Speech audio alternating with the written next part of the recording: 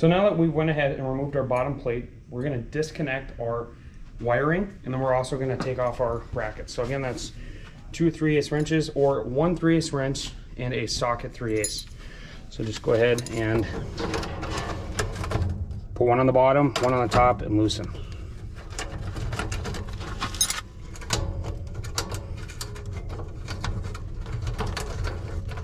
Now these nuts are metric, so you do not want to lose them.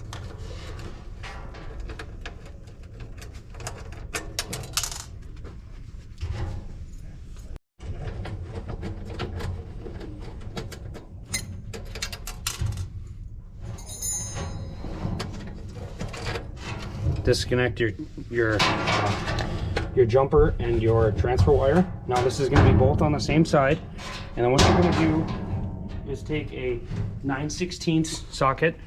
You can use an open socket also. This is going to be for your 3/8 head brass nuts, and you're just going to loosen all 3 of these.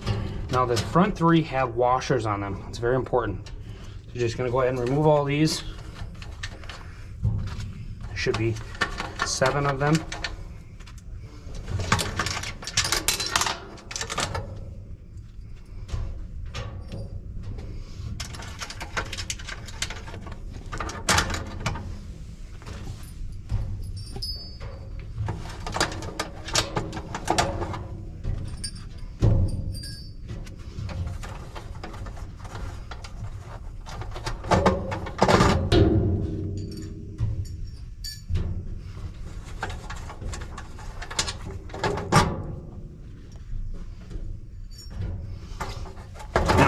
If your element has popped, you may have to break your element out. Don't worry about the basin.